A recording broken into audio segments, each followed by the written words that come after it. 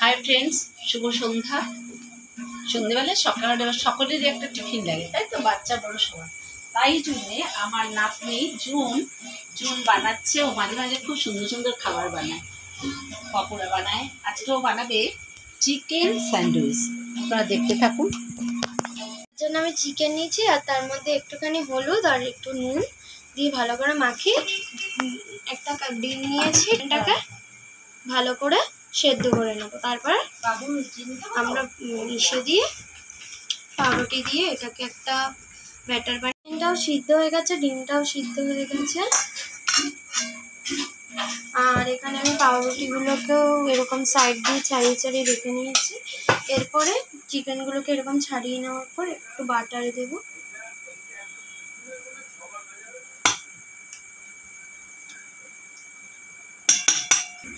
এবারে সোয়া সস দেবো, অল্প ভিনেগার দেবো আর অল্প গ্রিন চিলি সসটা আরেকটু দিতে পারি। আর দেবো টমেটো সস দিয়ে দিই। এবার এগুলোকে সব মিক্সড করে নিই আর এর মধ্যে ডিমটাও দিয়ে দেবো, তাহলে চিকেন স্যান্ডউইচ হয়ে যাবে। এবার মিক্স করে নিই। তারপরে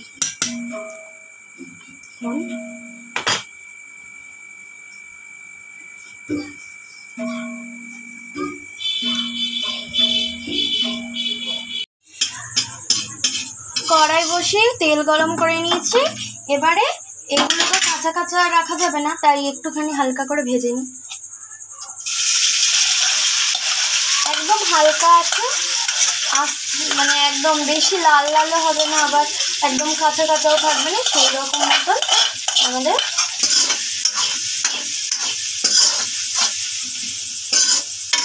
এটা ভেজে নেওয়ার পরে কিন্তু আমাদের মেন মানে যেটা সেটাই করব, মানে পাউরুটি দিয়ে যেটা হবে মেন ব্যাপারটা সেটাই হবে। চলো এটা একটু হালকা হালকা করে ভেজে নেবো। বেশি তেলও দেবো না, বেশি জলও দেবো না, যাতে একদম মানে পাতলা লেলারে বা ঘন হয়ে যায়। এরকম নর্মাল রাখলে ভালো হবে।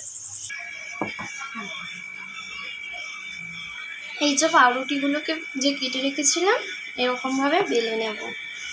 বেলে নেওয়ার পরে এই যে ব্যাটারটা তৈরি করেছিলাম সেটা আমরা দিয়ে দেব। এটা যদিও একটু বড় পাউরুটি হলে বেশ ভালো হতো, তবে পাইনি, আর কি করা যাবে। এইটুকুনি দিয়েই আমাদের পুরো স্যান্ডউইচ যেটা বানাবো রেডি করতে হবে। এরপরে জল নেব, এরকম 3 আঙুলে জল নিয়ে এইভাবে মুড়ে দেবো, এরকম হালকা হালকা করে, যাতে কি খুলে যাবে না। হ্যাঁ, অবশ্য ভেঙে একটা বানিয়েছিলাম, হালকা ভেঙে যদিও গেছে, তবুও এটা কি সেরকমভাবে খুলে যাবে না, আলাদা হয়ে যাবে না দুটো। ভেঙে যদিও যাচ্ছে। এবারে এই যে দেখুন অনেকটা এইভাবে আমি কভার করতে পেরেছি। এইভাবে এই যে দেখলে আমি সবকটাই রেডি করেছি। তার মধ্যে পাউরুটিটা একটু যেহেতু ছোট খুবই, আর আমাদের স্টাফিংটা একটু বেশি বেশি করে দেওয়ার চেষ্টা করেছি, যার জন্য না একটু ফেটে ফেটে গেছে, মন মতো ঠিক করতে পারলাম না। যাই হোক, তা আমারও না ভীষণ মনির মতনই, জিনিসটা মন মতন না হলে একদম ভালো লাগে না। যাই হোক, ওইভাবেই করতে হবে, আর কিছু করার নেই আর কি।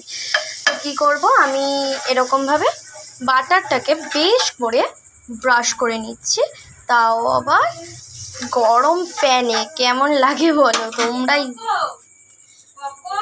এই যে দেখতে পেলে তো তাহলে তোমরা, এই যে এরকমভাবে দিয়ে দিলাম। এবার লাল লাল করে ভেজে নিই। চলো, কেমন হয়েছে?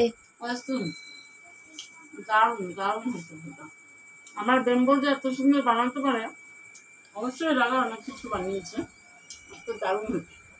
Thank you. তোমরাও কিন্তু বানাতে পারো এরকমভাবে। বানাতে চেয়েছিলাম এইরকমই সব কটা, বাট দেখো এটার অবস্থা।